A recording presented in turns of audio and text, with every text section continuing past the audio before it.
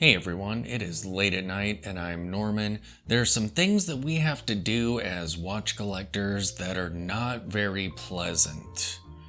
Paying for servicing is kind of rough, especially when it ends up being around what you would pay for an entry-level watch just to have another watch serviced. Kind of brutal, even though having a peace of mind when you get that watch back is so good. Yeah, like when I had the pull router serviced and the tutor. But it's still kind of brutal, taking a pounding on the bank account. Yeah. Also, if you're not comfortable changing batteries, it's kind of spendy having someone else do it.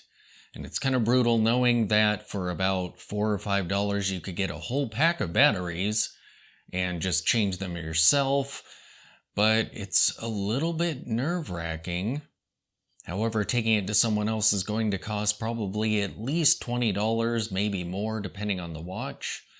And right now I'm actually in that situation.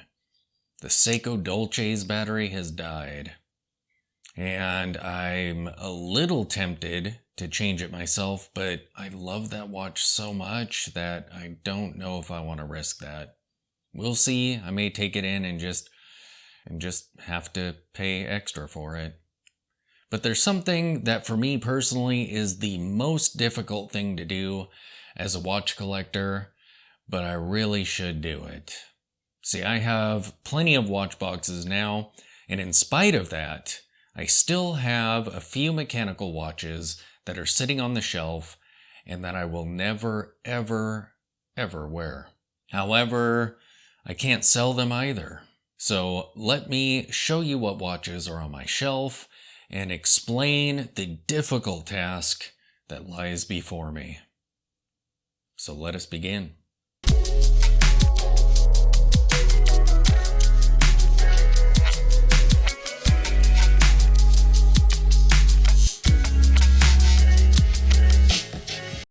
Okay, so if you haven't figured out what the task is that lies before me, I have watches that I basically need to throw away.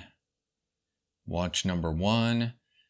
This piece actually works. I'll have to put it on the time grapher. I don't think it runs well, but about as well as you can expect from a super inexpensive Russian watch off of eBay. So it is passable. I could wear this watch until it dies. But if you look at that dial, in person, it kind of looks like someone just printed it onto a piece of paper, cut it in a circle, and stuck it in this watch. When I purchased it, I didn't realize how terrible that dial looked until I saw it in person. I like that red seconds hand, and the shape of the case is great. The size is good too. I contemplated having a custom dial printed for this. And then later I was also thinking maybe I could open this thing up, get some measurements of the size of the inside of the case, and maybe I could find a quartz movement and some hands for that movement, and then have a custom dial printed and just replace the whole thing, make it into a two-hander quartz with a Bauhaus dial or something. So I don't know on this one. I might keep it and eventually try that out, because that would be kind of a fun project. And I could end up with a brilliant looking watch, and being quartz, I wouldn't really have to worry about the movement. It would essentially be a brand new watch in a vintage case with a dial of my own design. So maybe this one won't get thrown away. We'll see.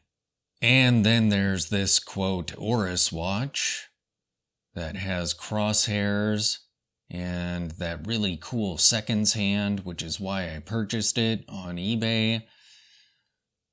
But it doesn't work. You can wind it up, like right now it's at a full wind, and it just doesn't do anything. Yeah, I can't even get the balance wheel going by twisting it. It's just dead. When I got the watch, that first day it worked great. The next morning I woke up and it was stopped. And it's sad because this thing looks really cool. The case is like brand new. The dial looks great. Pretty much everything about this. I don't really care for the hands, but everything else is so cool that, look at that crystal. Yeah, this one is really sad, but it's not worth having it serviced. Who knows what kind of garbage movement is in it. And I didn't pay very much for it, so yeah, I think this one is just a total loss, sadly. It's so cool looking. It would be cool to do like the previous watch and salvage this case somehow. I don't know. I don't even know how difficult that would be to do. I imagine that, like with the other one, if I had all the measurements and can find a movement with a spacer ring that would fit in here, then I can hunt down parts for that movement. So I probably wouldn't be able to reuse these hands. I'd have to find hands that fit on that movement, but yeah, or I just toss it. Then there's this watch. This is an India special. It was super cheap. I think I got this on Etsy actually.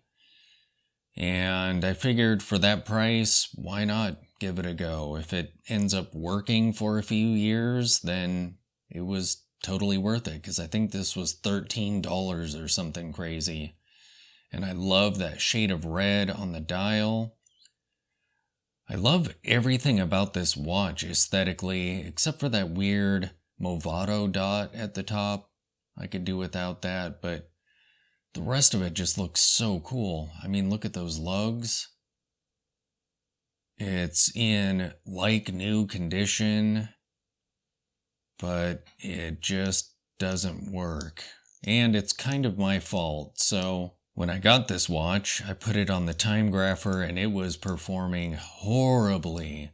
So I opened it up and just tried adjusting it, with the levers that are on the balance wheel that you can nudge.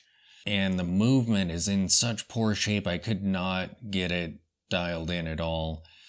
And to do so, they had to be shifted so far that it just stopped running. So I tried moving them back to where they were, and it still wasn't running.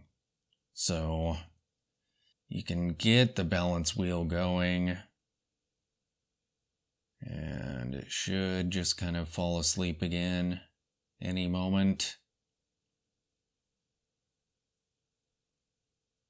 Well, of course, now that it's on camera, it's going to keep running, but I've never been able to keep it going for even an hour. We'll see. Is it? That would be hilarious if it actually started working. But it's a beautiful watch. However, this is a great example of why you don't buy super dirt cheap watches. Yeah, when you see them for like $13 on Etsy, I wouldn't trust it. This seller had all kinds of brilliant looking watches, but they were all $15, $13, and I don't know. It's not a whole lot of money, so you could take a risk and maybe you luck out, but tonight this thing is running. I'll watch it and see how long it goes this time around. But even if it does keep on running, it is so, yeah. It was minutes, multiple minutes a day off. Just terrible condition. And like the other two, it would be great to be able to salvage like the case from this, but not sure if that's even possible. Definitely can't sell this or anything like that. Really isn't much that you can do with it except throw it away. But for entertainment's sake, I'm gonna see how long this thing runs, because it's still going. Weird. And the last watch that I have is actually a piece that I wore a bunch when I first got it. However, I noticed that the seconds hand was kind of flopping around in there, and I decided I would open it up and make it a two-hander. And that was successful. However, you can't wind it. And it's possible that when I put the crown back in, I screwed something up. So I may just open this up, try removing the crown, putting it back in, or looking around at the movement and seeing if there's something that I might be able to take care of and get this running again. Because it is a really cool looking watch when it's on your wrist. But since I found my $30 Caravel watch that I won in an eBay auction, that piece has a similar sort of aesthetic to this, only it has a smaller case, which I kind of like personally. I like the small vintage cases. This one's a little bit larger. So I really haven't been motivated to try and fix this watch. I don't think it was performing well when it was working, but it does look cool. So I'm not going to throw this one away. I'm going to first try and see if I can't get it going again. But I don't foresee myself wearing this much, so it may be a piece that gets thrown away like the others. We'll see. I'll give it one last chance, and after that, I may have to toss it. So there you have it, 4 watches that I can't really sell at all, and I probably ought to just get rid of them. I can't imagine throwing a watch in a garbage can. It's so brutal.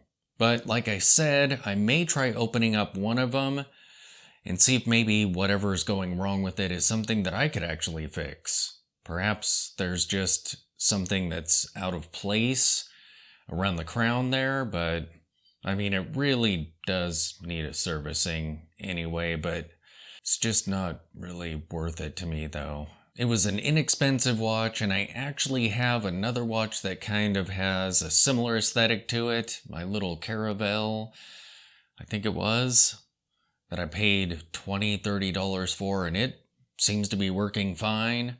So I don't know if this watch is worth paying $100, $200 to service. It just, yeah. But I'll try opening it up, fiddle around with it. Worst case scenario, it still doesn't work. Thanks for watching.